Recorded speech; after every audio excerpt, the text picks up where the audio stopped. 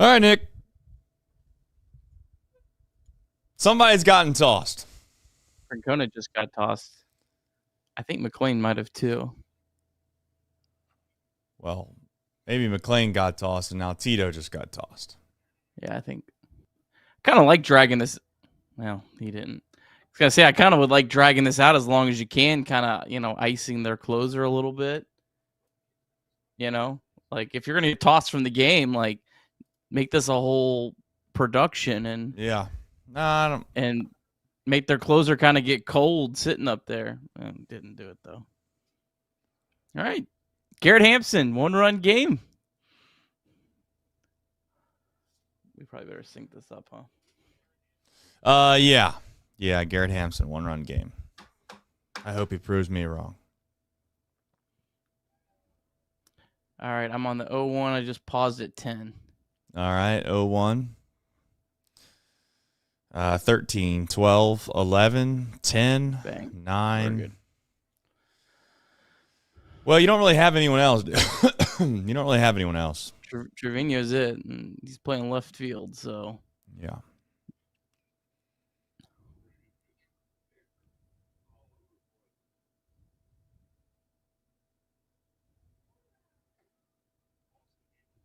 Can we just get lucky? I mean, how many times do we lose these games where you just feel like, man, just.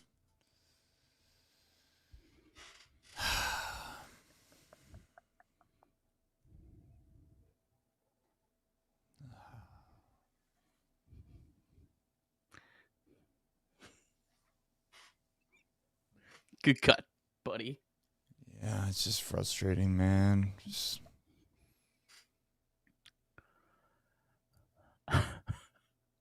just so frustrating.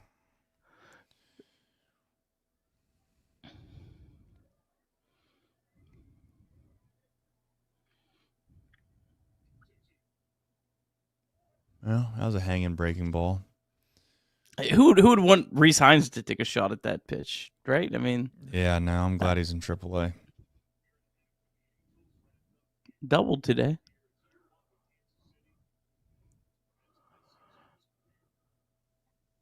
Get through there. Throw it away. No way. I swear to God. You son of a bitch. You son of a bitch. Are you kidding me? That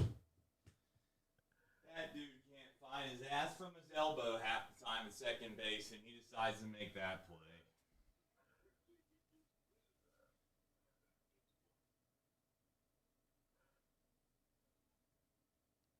He's out. I mean, I'll just eat it. I'm done. That's got to feel better for him than a walk-off home run against the Reds. Yeah.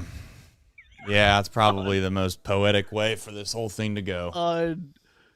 Unbelievable. Stab your glove down there at the ground while it's running past you and then just swing it over there towards first base. All works out perfectly. What a gift.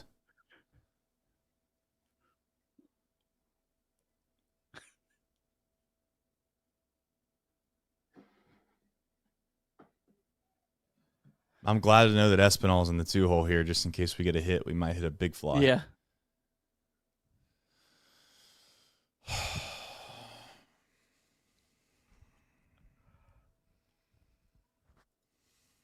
I hate this game.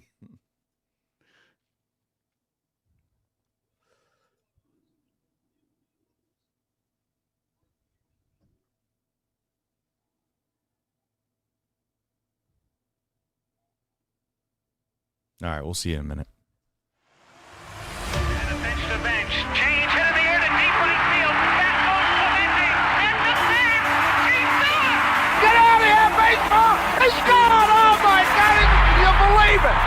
Johnny Bench has tied it up. The Cincinnati Reds win the World Series in 4 straight. It was a sweep. In the dirt. It's a wild pitch. Here comes Foster. The Reds win the pennant. Larkins won the game. That ball is fair. Cincinnati's ahead, 2 games to none. Welcome Joe Randa to Cincinnati. Adam Dunn has done it again. Benzinger backing and calling. And the 1990 World Championship belongs to the Cincinnati Reds. Marty, yes. This is Adam from Milwaukee. Hey, Adam, how you doing? I'm good. How are you? Good. Do you think Scott Chatterbox is a good player? Done up there with the bases loaded, the outfield deep and around toward right, and the 1-0 on the way to the plate. Swung on, long drive, right field, and this one belongs to the Reds. And a high drive, hit back into deep right field. Junior has just knocked the door down to the 500 club. Benson's first home run is a walk-off winner. That ball had a family. And De La Cruz is, oh my goodness, look at this kid run. My, oh my, that is a triple. Matt McClain's first big league bomb. Spencer Steers' first big league hit is a home run to straightaway center field. Joey Votto's done it again. The pitch. Votto swings high in the air. Right field. Yes! He pointed to the dugout to say, I told you. That is Joey Votto's 315th career go-ahead ribby. Only Johnny Bench had more as a Red. And I can't tell you how much it means to play in front of everyone here in Cincinnati as a Red. What a gift. What a tremendous gift. So thank you. Thank you.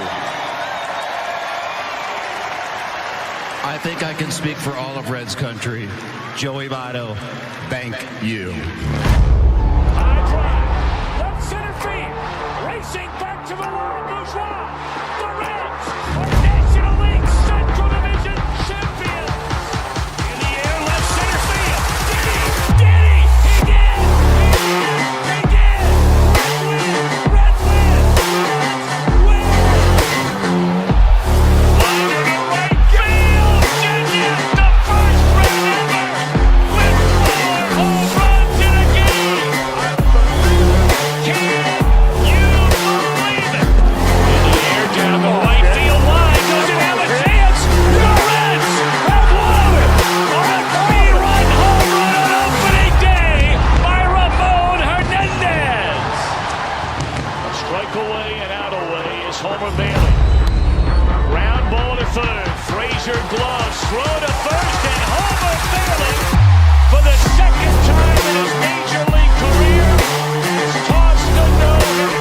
Oh, gosh. Are you kidding me? Holy Moses, the second player in major league history to hit 7 home runs in the first 10 games. In the air, and the Reds win. What a dream to get into the career of Jay Bruce.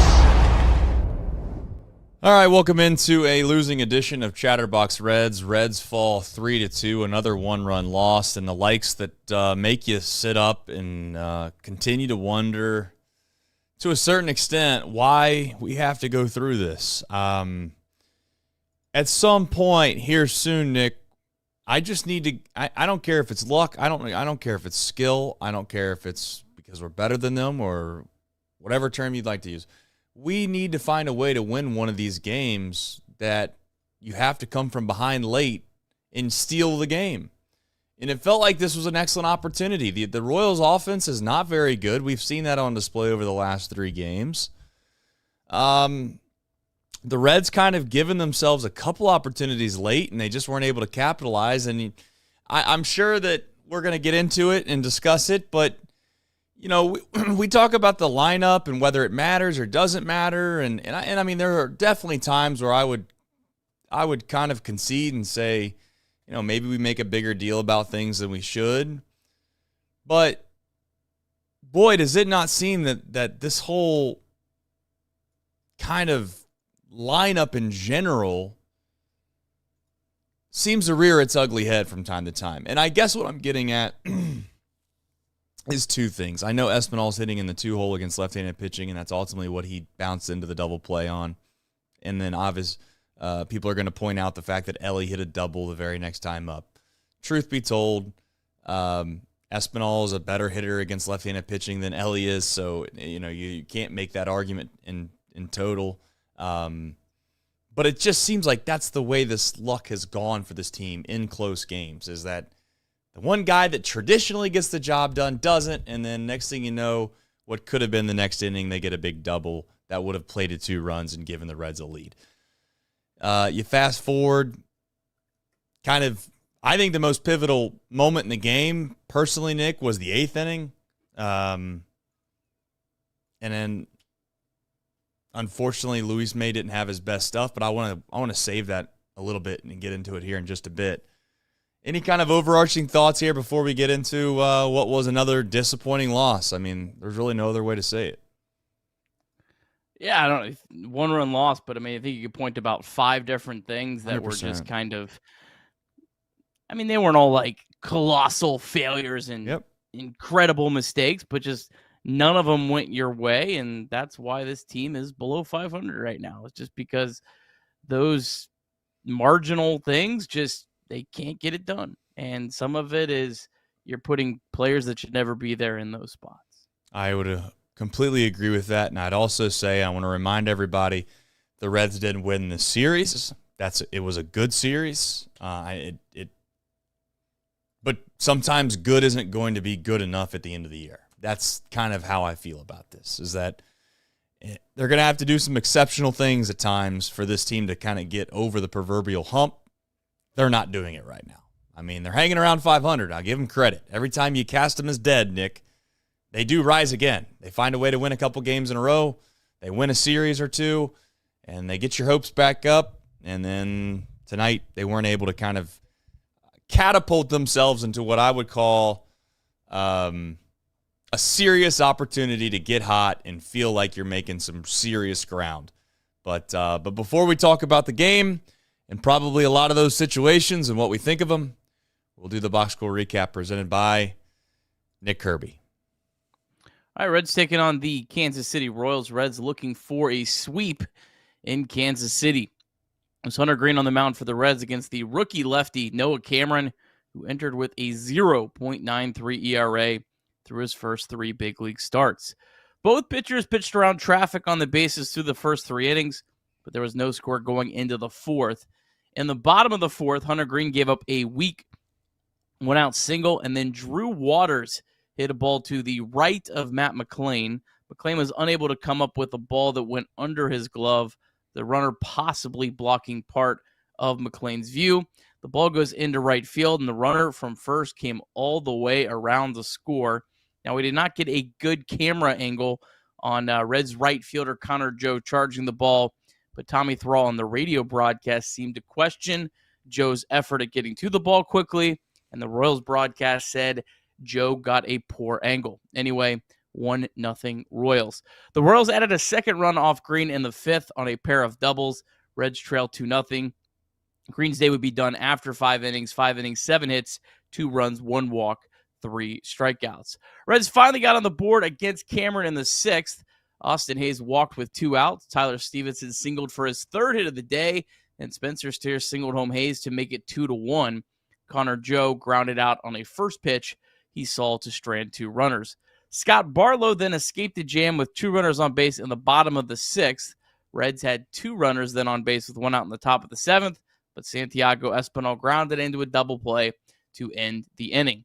Luis May walked the first 2 batters in the bottom of the 7th on 9 pitches and ended up giving up a big run to make it 3-1 Kansas City, because in the bottom at the top of the 8th, Ellie De La Cruz had a leadoff double. Steer singled him home with 2 outs to make it 3-2, but that would be as close as the Reds would get.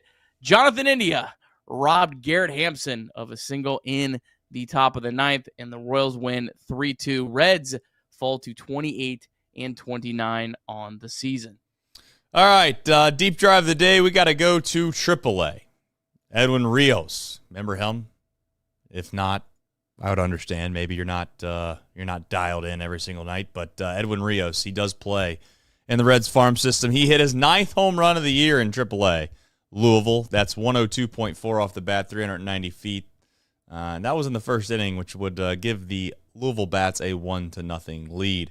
DSC, they are a leader in renewable commodities for biofuel production, specializing in used cooking oil collection, aggregation, and sales. Visit www.deepsouthcommodities.com for for more information. And thank you to John and his team at DSC.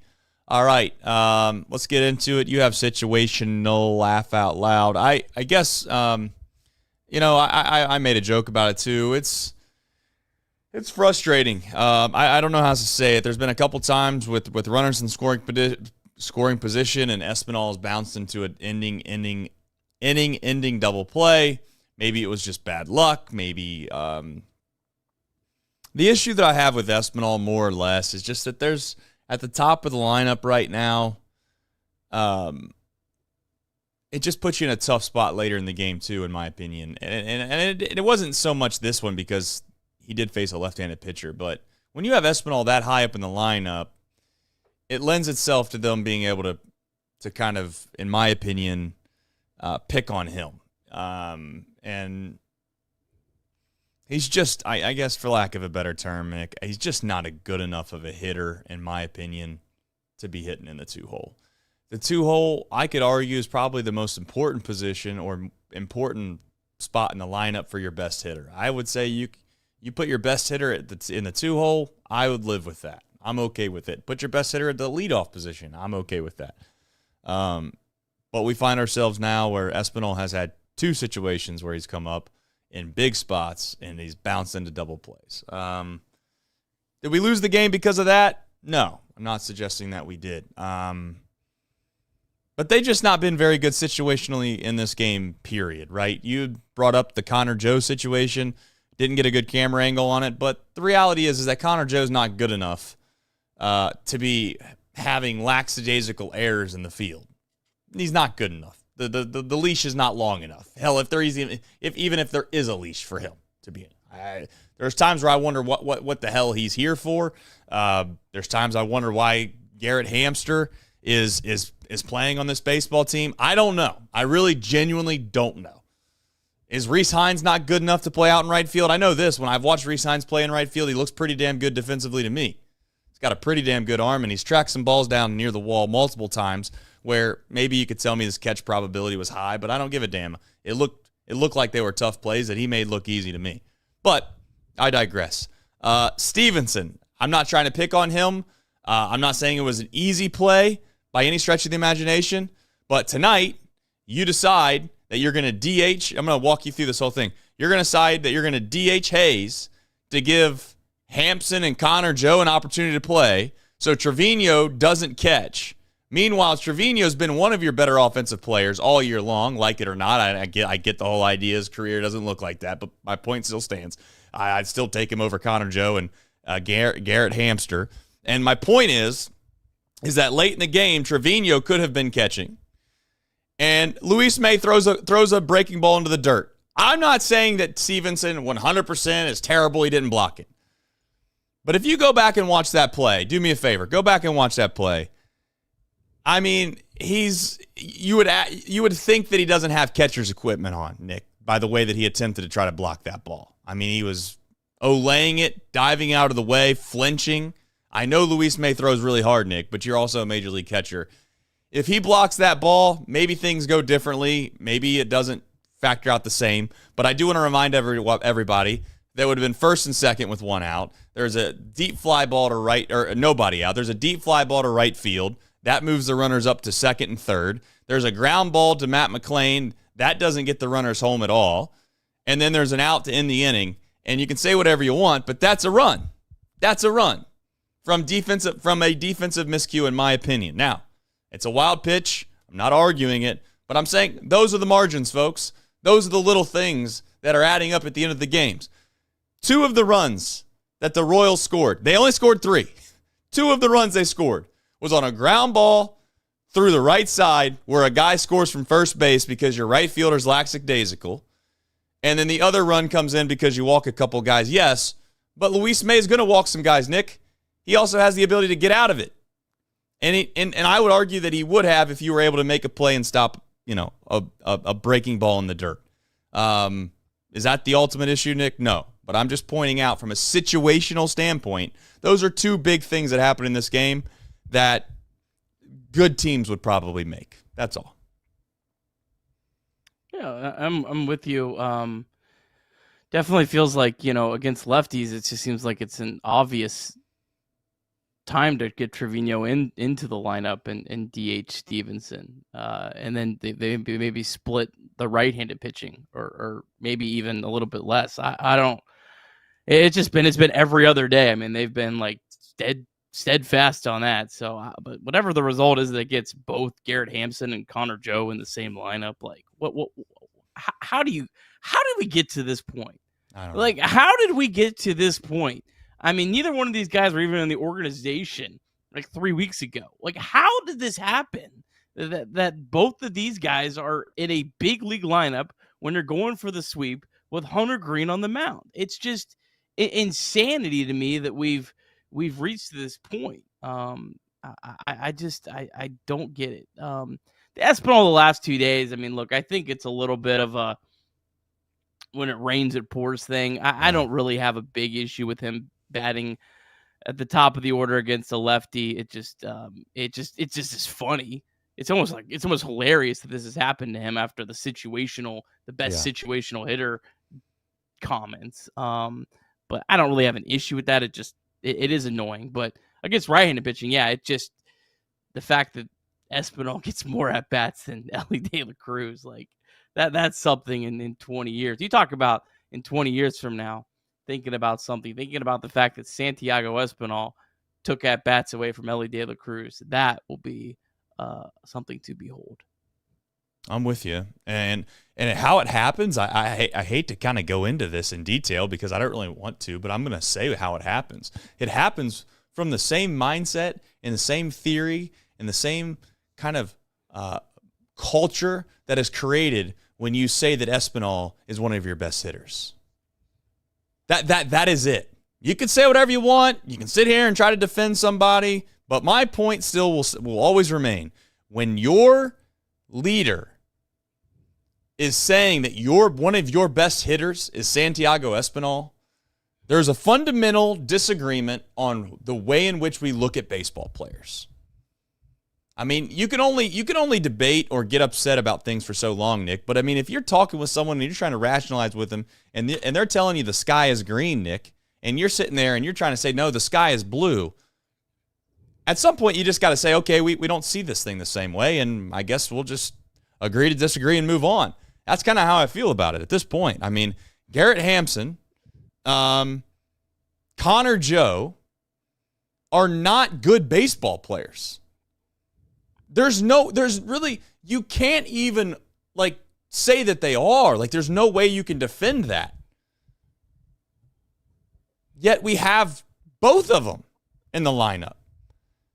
And I get it. People are going to be like, oh, well, yeah, who else are you going to put in there? I mean, take your pick, man. Anyone! Take your pick. Anyone! Like, that's my point. No one on the waiver wire better than these guys? Like, it's crazy. I don't know why. I mean, just I don't know how else to say it, okay? I don't know all the decisions that are being made and who's making them, to be very clear, okay? I see in the chat people like, so you guys want David Bell back. I'm not saying that I want David Bell back. That's not what I'm suggesting. What I am saying is, I mean, I guess if I had my choice at times, yeah, it seems like that's the good answer. But what I'm suggesting is that a lot of these things that we watch on a day-to-day basis, they don't add up. They don't make sense at all. You know a lot of the things that we argue about in this country, either whether it be from a philosophical perspective, a political perspective, all of these different things, a moral perspective, the reason we've argued about them for 100 years is because they're not simple solutions. They're very complex, and you can have arguments on both sides that make a lot of sense, and you can't get anywhere because there's really nothing, there's not a perfect answer. What I'm telling you is that if there is a perfect answer when you have Connor Joe and Garrett Hampster in the lineup at the same time, that doesn't make any sense. It's the same reason you can't walk outside right now and just start basically killing people and everybody thinks it's okay. Obviously, that's not right. You should be punished for it. This is obvious like that to me. That's how obvious this is. You can't put this lineup out there and expect good results. That's where I'm at with it. And we can sit here and act like this Hall of Fame manager knows more than we do. And he probably does in certain areas. But I got to tell you, I would love to be on if this is a jury and we're in the court, I would love to sit on the side of saying that Garrett Hamster and Connor Joe shouldn't be in the lineup at the same time, and you can put anyone that you want on the other side, and we're going to win the argument. I just want to get back to losing a 3-2 game and just not being like, it is what it is. You lost the game. You won the first two. We move on. But it seems like every loss this year, there's just something that's so idiotic that they've done that you can't just lose a game and be like, it's baseball. You're going to lose, 70 games this year. We did get a absolutely elite information from Chatterbox Reds contributor Mike Hart. That I can't wait for your reaction to this. I hope you didn't see it in the chat. I have not seen this, no. Earlier this year in AAA, Mr. Noah Cameron faced the Louisville Bats. Rhys Hines homered and doubled off of him. Nice. That's great. That's great. What a find. It's fine. I mean, it's not fine, but it's fine. Like, it seems like this show is going to turn into me complaining all the time when Rhys Hines and Will Benson don't play, and that's kind of what it has become. Because I'm tired of watching this, right? I'm trying to pull up. I'm going to pull up the wrap right now. I mean, we're putting a lesser than catcher behind the plate defensively, I guess. But I will also argue Stevenson's not that far behind him because I think Stevenson has a chance to throw guys out. As I've said, Trevino struggles throwing guys out, so there's a little bit of a give and take there. But as it stands, I'll still say you're taking the lesser of the two by putting Stevenson behind that plate.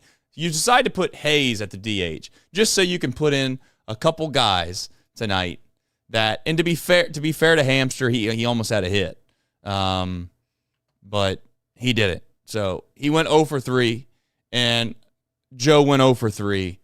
For those that are keeping home, that's 0 for 6. And then Matt McLean reeled in a nice 0 for 4. So kind of hard when your 7, 8, 9 hole hitters go 4, 5, 6, 7, 8, 9, and then Benson got out. So 0 for 10. You get 27 outs in a game. The last three guys in the lineup contributed for over a third of them. So I digress. It's tough.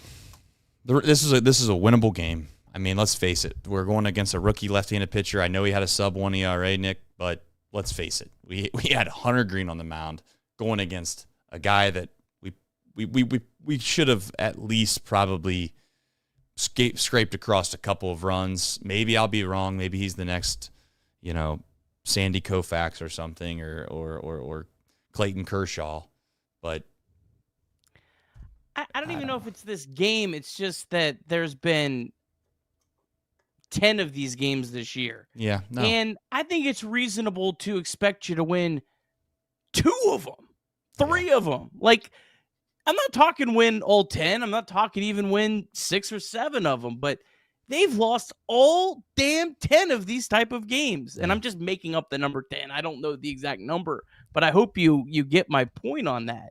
It's just that they have not won any of these games, and that's what makes it frustrating. It's not, for me, this game on this night, other than the idiotic decision of your corner outfielders being Garrett Hampson and Connor Joe, which I just can't get past. I'm sorry. I'm trying to, but my brain will not allow me to get past that because it just infuriates me that the team that I not only root for, but put my entire investment. I mean, I plan every single day of my life around this baseball team and putting out content for this baseball team. And I have to watch Garrett Hampson and Connor Joe be our corner outfielders.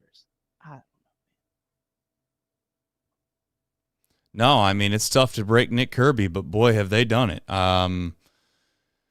The truth is that they won this series, though, okay? So if you want to flip this back around on its head, they won the series, you move on, you head to Chicago or wherever the hell we're going. I don't know where we're going at this point. I think it's Chicago, but You got a beast waiting for you, Nick. There's no time to kind of sit and pout about it. So they're going to get on a plane, and hopefully they can figure it out by the time they get to Chicago. Hunter Greene, positive note. He kind of got back to looking like himself. Took a line drive to the leg, seemed to be fine. Shook that off, but but overall it was positive to see Hunter Greene get back out there and stay healthy, I guess would be the term to use. Yeah, he really just struggled with his command at times. Maybe he didn't walk a ton of batters, but it just felt like he was fighting an uphill battle all night. It felt like he kept getting behind like 2-1 in the count, and just I don't know, well, he wasn't crisp at all, but he got through it. It is what it is. He's kind of coming back. I don't know. I don't really have a whole lot. It was a weird start from him. He wasn't bad. Like, he made some really good pitches at certain times, but it just felt like he just, I don't know, was just not all the way there all night. Yeah, I'm not saying he wasn't his best, but when you're pitching in that big of a ballpark with Hunter Greene, he's proven time and time again that he is going to be more than serviceable, and he's going to give your team a chance to win, and he did just that. And shout out to the bullpen as well. I know Luis May struggled, but I mean the Reds gave up 3 runs in a 9-inning baseball game, guys. Like, how many times are we going to sit here and get upset because the bullpen blew it, or somehow we didn't make a play in the field? I see everybody complaining because Matt McLain didn't make a play and this, that, and the next. Like, Matt McLain's struggling at the plate. We'll get to that here in a little bit, but this idea that the defense is a problem with Matt McLain, like, respectfully, I just don't think you're not very good of compartmentalizing the baseball player that is Matt McLain. If you think his defense is bad, then I guess we just don't agree. I think he's been bad at the plate. He's one of the few players that has regressed, Nick, and he's not even shown signs of coming back. We'll get to Spencer Steer maybe here in a minute. But we've got to kind of, in my opinion, call a spade a spade. This lineup isn't good enough right now, and we'll get to maybe some of the reasons as to why we think that is here in just a minute. But before we do that, as always, 988, text and or call day or night, mantherapy.org. It's okay to not be okay. Thank you to everybody who continues, obviously, to kind of make that message and spread the word. Super chats, Nick. We got some super chats. I want to get to them. It might spark some conversations here. Flat Rock says, the strike zone melted out of the bottom tonight. Did you see that pitch that the strike him out, throw him out was right down the middle?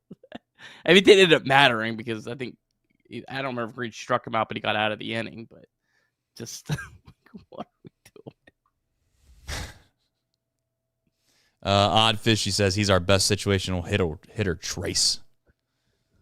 Yeah, the thing that sucks is that I think Espinal doesn't deserve maybe the criticism and or the backlash that he's going to receive based off something his manager said.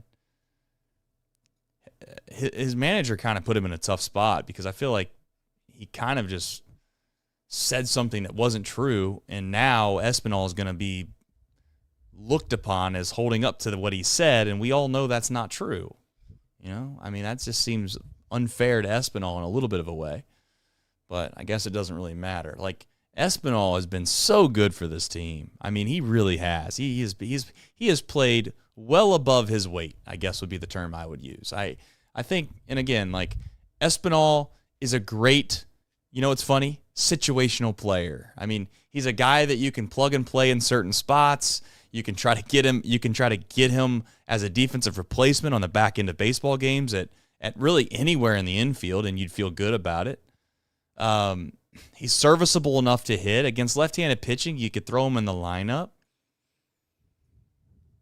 But somehow this guy has won over the hearts and the minds of this coaching staff, and he's been elevated and put in a position where I think a lot of fans are going to become frustrated with him because he's just not that guy.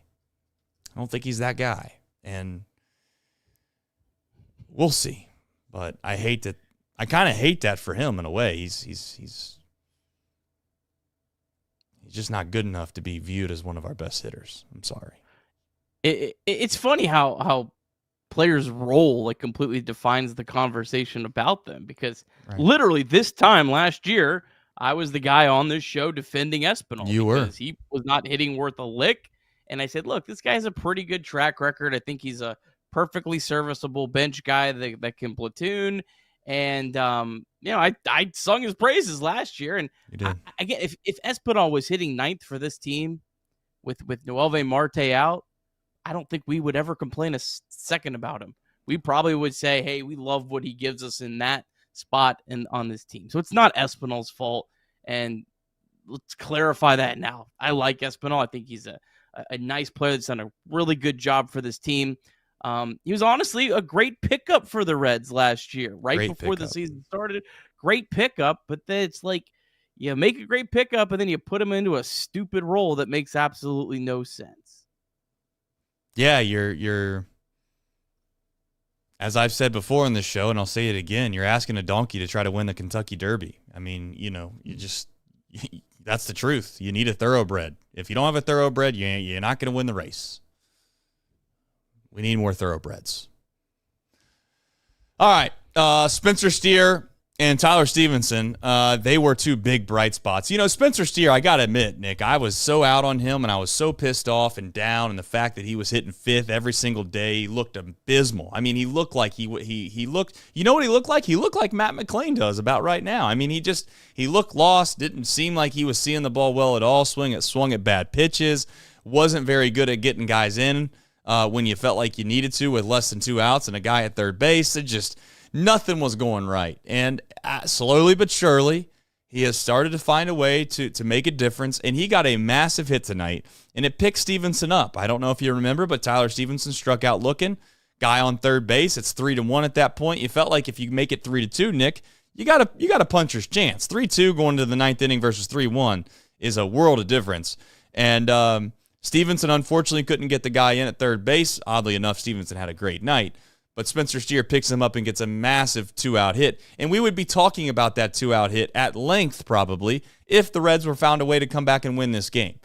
Because it was a big hit, and I want to give him some credit. He got 3 hits tonight. And, hey, at this moment, I'm glad to say that Spencer Steer has righted the wrong a little bit. And we need more guys to do that. Stevenson also continues to stay hot, getting on base 3 times. I guess anything that you want to add on their fronts other than the fact that they kind of continue to play well?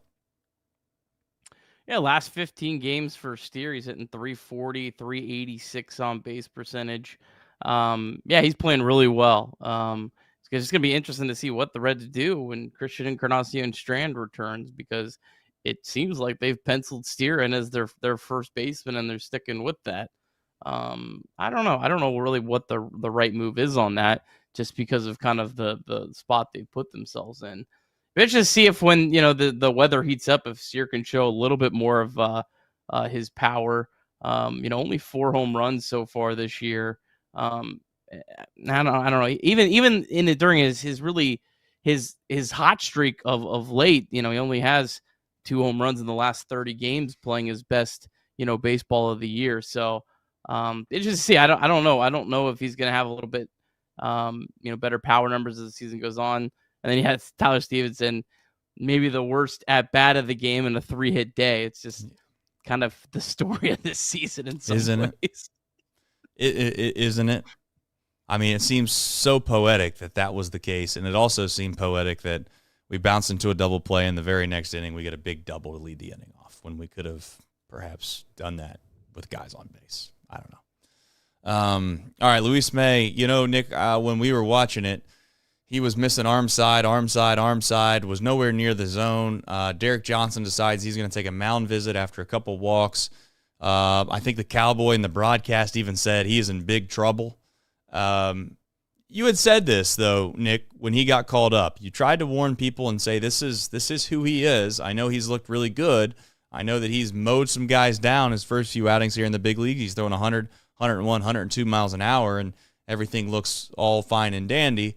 but this is the darker side, I guess, if you will, of what Luis May will bring. I took it as a positive, Nick, because I felt like he could have completely crumbled, could have fell apart, and just walked the world. And he kind of righted the ship a little bit, if you want my opinion, and he had some damage control. And the only real reason that we're making a big deal about this is because our offensive lineup is so bad they can't score runs, so we make a magnifying glass for every time anybody gives up one run on this team. Yeah, if after he walked to India, the second batter on 9 pitches, only threw 1 strike, I would have bet the house that he didn't survive the inning and get through the inning, but he did make it through. So, I guess that's some side of a growth. But this is what you're going to get with Luis May. This is why you still have to be careful. I think that Luis May's role should be a low leverage guy, or pitch him in spots where it's kind of, let's just take our shot kind of spots. Like, he's the perfect bottom of the 10th. It's a tie game. You didn't score. Hey, we'll just take our shot, pitch him here. Or, you bring him into a spot with 2 runners on base. Your win probability is down to about 20% because the other team has a good opportunity, and you just, hey, we'll use them in that. Those are kind of like the high leverage roles that I think you can use them in. Other than that, it should be more lower leverage until he's able to prove that he can, I don't want to say consistently throw strikes, because I don't think he's ever going to become a control artist by any means, right. But until he proves that it's not a massive liability. Yeah, well, like I said, I was proud of the way that he bounced back, and it instilled some confidence in me that things can go south, and then he can kind of get himself out of it. And I guess I kind of harken back to the idea of watching Alexis Diaz do this so many times in years past, that he kind of reminds me of the similar nature of Alexis. He very much can get himself in trouble, but he also has the very, very unique ability to get himself out of that trouble based off of his stuff. When you throw that hard and you have the ability to kind of change speeds in the way that he does when you throw 102 and then throw an 89-mile-an-hour slider, you can get guys out when you traditionally might not. All right. Final super chats here real quick, Nick. We had Flat Rock said the K-Zone looked like Guy's face in Indiana Jones' arc. That's over my head. That's a reference I don't get. Do you know that reference? I don't know that reference. I watched the tough. movies like 20 years after the fact and didn't really understand the whole thing. So tough luck on our end. Yeah, I have not watched the series, and I am not very good from a cultural perspective on knowing anything. So that's that. Tony Williams says, I'd be happy if we don't get swept this weekend. Easy, Tony. That's got us in trouble in the past. We've done that bit. We've done that take. We've had those thoughts, and we've shared those on those airwaves. We've said, hey, is it that big of a deal if we only win 1 in this 3-game set? And boy, oh boy, you'd have thought we lit the houses on fire of the people that were raging at us. Bryce says, I love guys that have no power in this lineup, like 0 power. Espinal, Joe, and whoever we picked up cannot hit the ball out of any ballpark. I cannot stand it. Joe cannot play right field. Hines can. Yeah, I mean, look, tonight's like tonight. It's easy to sit here and just jump all over Connor Joe and jump all over Garrett Hampson and say, where the hell is Reese Hines, et cetera, et cetera. I guess we do it because it's so glaringly obvious at times, but we've been saying this all year, so I don't know. If anyone wants to give us credit for that, I don't know, and I'm not asking for credit. I'm just saying this isn't Monday morning quarterbacking. This isn't hindsight 2020 stuff. We've been hindsight. There you go. Even better. This isn't hindsight 2020. I just I don't know. I kind of, if we're being honest, I don't give up on the season, but I do give up on that. It takes up so much of my mental energy when I go to talk about it, and I get so frustrated by it because I can't rationalize and understand it. And when I don't understand something, I do become very upset and frustrated and pissed off. And I just can't do it. I can't figure that out.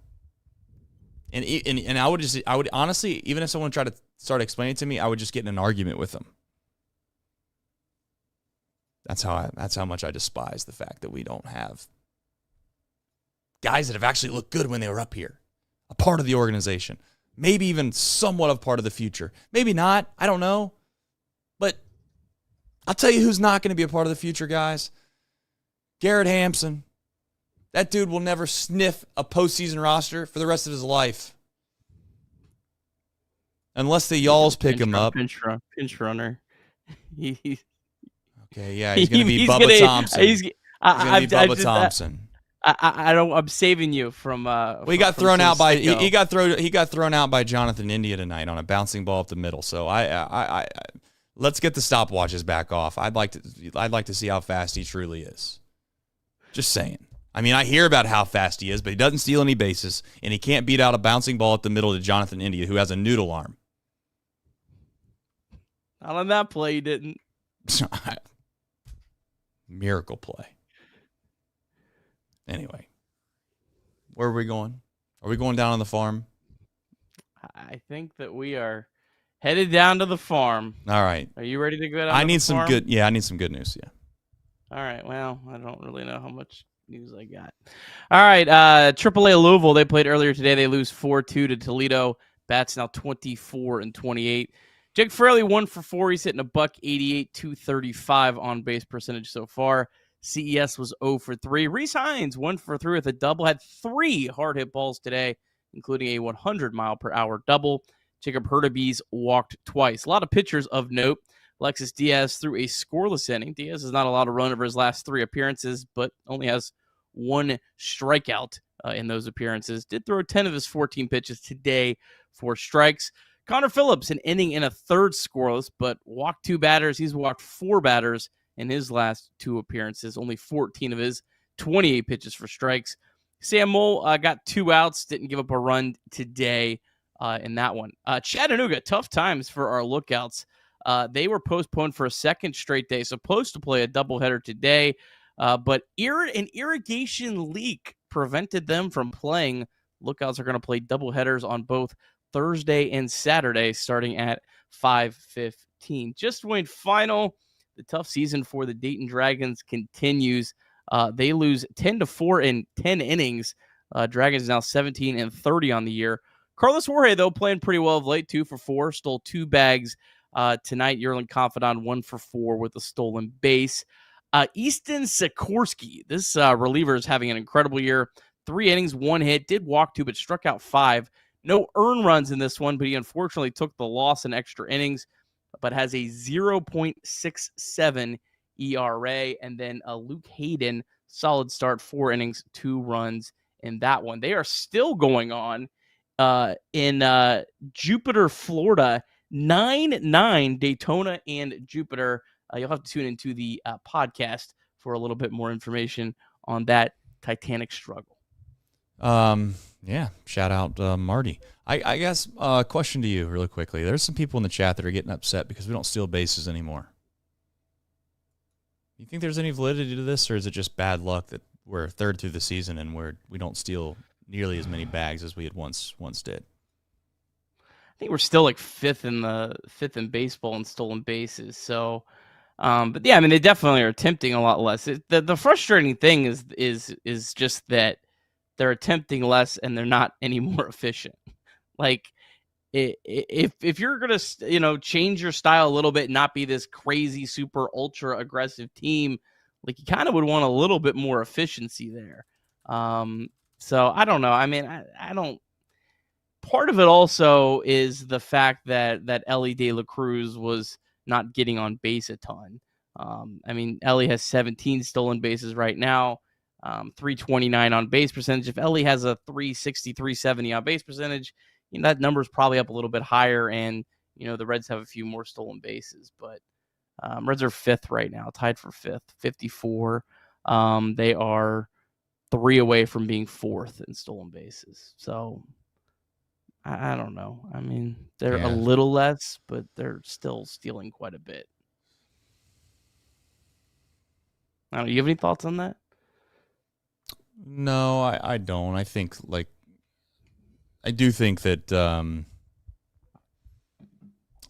I don't know if I'm hesitant to say Ellie's not going to steal nearly as many bags as he once did, and then he goes on a tear And but it just seems like Ellie's, as he's going to get older, I have a feeling that is going to be something that they look back on in like 10 to 15 years of Ellie's career and be like, wow, he stole a lot of bags at the beginning of his career, and then it just kind of fell off a little bit. The rest of the guys, I mean, I guess they're every year they're a year older. That's not going to help. But again, I do think that I just think that we have this glamoring picture of what 2023 was because it was so fresh and so new that you just kind of view it with this, I don't know, you just kind of view it as like your own child in a way where you probably don't see all the flaws that 2023 team had, and you just remember all the good things. 2024 obviously is a disappointment in a lot of regards, but as far as stealing bags, I'm not making it a priority right now. Here you go. Here it is right here. Ellie De La Cruz, May 2024, stole 14 bases in 26 starts. Today was his 26th start of this year. He has 4 stolen bases in the month of May, so that's why it doesn't feel like the Reds are stealing as much. Ellie actually has a higher on base percentage this May than last May, so I guess it's an Ellie thing probably more than anything else. Yeah, it's hard to blame coaches too. Like, I know people are gonna be like, well, what did they say to Ellie? I don't know. I mean, they very much could have told Ellie like, hey, you're not stealing like the way that you stole last year because you try to steal some bases that made no sense. And I remember saying that myself personally. I mean, Ellie would try to steal third base with 2 outs in an inning, down by 2 runs at times, and it's like, what's the point here? What are we doing? Now, he was probably doing it because he knew he could steal the bag and he knew he was going to be safe. But again, some of that could have been curbed by this staff, but I'm not going to blame them. I'm not going to say that's not part of it either. But we'll see. He's stealing a lot less and not really that much more efficient either, though. So this year, 17 stolen bases, 5 caught stealing. Last year, 67, 16 caught stealing. So, yeah, I mean, 17 for 22 is not it's not a bad number, but it's not it's not great either. What is that? That is 77%. So that's just over the threshold. There's been some studies on this, and most people that would say 70 to 75 is the range of a stolen base being a worthwhile attempt. If you steal less than 70% successfully, you should never steal. It's never worth it. So he's not that far over that threshold.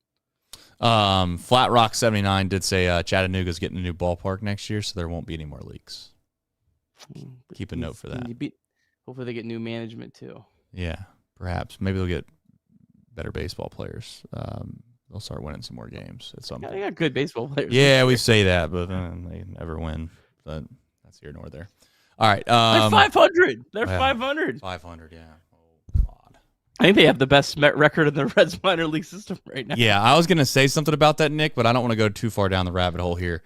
How come we have all these great prospects and none of them can win any baseball games down there? It seems like they lose and lose and lose more. I'm sure we can come up with a reason for it, but by God, the minor leagues, they can't win either. Anyways, Justin did say something in the chat. Justin Bland said something I thought was fun, or reasonably brought up about Ellie. He said another reason perhaps he doesn't steal as many bases because he is batting third. Yeah, I mean, if he gets on in the first inning with 2 outs, yeah, not as easy to steal bags, is that it? Big brain comment. Yeah, no, that's a good point. Fair point. I don't know if it's 100% true because you only bat third once. Right after that, you kind of you come up through the lineup in some random order, but you do have less at bats. So I feel like he's gotten on base with 2 outs a lot this year. Right. And yeah, I mean, that's what happens when you have the best hitter hitting in front of you. If you're batting leadoff, you get just that first time. I mean, and that's probably the time Ellie's going to steal more than any other time is in the first inning. And that's kind of when you want to utilize them, to kind of get in that pitch. Get the pitcher's head a little bit. So that's a good point. And another reason that I think Ellie should be batting higher. All right, folks. We do have more baseball to be played. It's going to come on a Friday. They play day game on Friday? They play day game all weekend, 2:20 Friday, Saturday, and Sunday. Wow. All right, little who, what, when, where, and why. They are headed to the north side of Chicago, Nick. All right, Reds taking on the Chicago Cubs. Cubs, they hung on for another tight win over the Colorado Rockies, 2-1. Brutal. They are now 35-21 on the season. Cubs have not officially announced their starters, but if they go with what they're supposed to, it would be Colin Ray, Ben Brown, and then Jamison Talion on Sunday. Reds obviously had a lot of success against Ray and Brown this past weekend. Reds would go with Abbott, Lodolo, and Martinez. Cubs, of course, saw Abbott and Lodolo. Reds are 21-21 in their last 42 games at Wrigley Field, dating back to 2021. I don't know. My only thought on this series is a little concerned about Abbott and Lodolo facing that Cubs lineup twice in a week. Just, if I'm being honest. But, you hope that, they saw Ray and Brown really well last weekend. So, but I don't know. These series, I was actually trying to look. I couldn't find a good site that would tell you, like, future wind. Yeah. But I feel like that matters as much as anything. If the wind is blowing in, I feel like the Reds' chances go skyrocket. If the wind's blowing out, I think there's a good chance it could be a long day for our Red Legs. Isn't that funny? I mean, that is absolutely true. Yeah, we need that. We need the wind howling in, just knocking down every one of those PCA bombs that ends up being an out to right field. Maybe they'll knock down some of those Espinal blasts that'll fall into front of the left fielder for a nice base hit. You remember that last game of 2024, the 0-0 10th inning game when the wind was just like, can we have that all weekend? I feel like the Reds have a chance of winning a series like that. We'll see. Yeah, I mean, I don't know. I don't know what this series, again, it's one of those things where I've joked about it. Don't get swept. Don't get swept. Don't get swept. Season stays alive. I could see any outcome this weekend, and I don't think I'd really be surprised. I mean, Cubs sweep, Red sweep, Cubs take 2-3, Reds. I can see it all. Nothing would surprise me this weekend. Boy, I'd be shocked if the Reds swept the Cubs, but that's here nor there. It'd be on brand. It would be somewhat on brand because they get you right back fired up again, and then who do they play after that? They probably play like the I don't know. They probably play the Rockies or something, and then they'll lose the series. The rest of the year. Yeah. Yeah, don't tell me that, but here we go. The Brewers. Oh, even better. Yeah, the Brew Crew. They're back home? It's a weird schedule. Yeah, they are. What? You're saying you're they've been on the road for a minute. Yeah, well, I guess that's true. But they had like the weird just home series against the Cubs, then back on the road. So yeah, they're back home. 6 games: Brewers, Diamondbacks, Guardians, Tigers, Twins, Cardinals, Yankees, Padres, Red Sox is what you got coming. Okay, Daniel Myers, thank you for being a member for 16 months. You are a leader of men. Thank you. That's Daniel Myers. You are a legit supporter of this channel, and I very much appreciate you. He says, "Keep up the great work, Trace and Nick." Thank you, Daniel. Thank you for supporting us. You really do. It means a lot. Thanks for everybody who tunes in. Tough loss tonight. It's just tough. I mean, there's really no else to say it. It's just tough. I mean, you do, Nick. You obviously invest a significant amount of time into this. We do a show each and after pretty much every single game, and the chat very much is alive and well with us after every single one as well. Many of the same names, many of the same viewers, and I guess we survive in advance, don't we? We survive in advance. We head to Chicago. Hopefully you guys enjoy your off day tomorrow, and then Chatterbox Reds will be back on Friday after the opening game against the Chicago Cubs. And I just want to say, and I want to remind everybody, if for some reason they were to happen to lose that game on Friday, it just does one thing. It means that they have an opportunity of breaking the streak that is 38 straight series where they did not win a series after they lost the opening game. That's going to get broken this year. By damn, I tell you what, we might not do anything special. We might win 71 games. We might have a manager that is washed. We might have Connor, Joe, and Garrett hamster wheel playing the corner outfield spots for the rest of the year while Reese Hines is hitting balls into the Louisville Bats Museum. I think I meant Louisville Slugger Museum, but you get the point. But by God, we will break that streak. But until then, we'll see you. Like the stream if you haven't already. We much love to everybody. We'll see you all back here on Friday. Take care, everybody.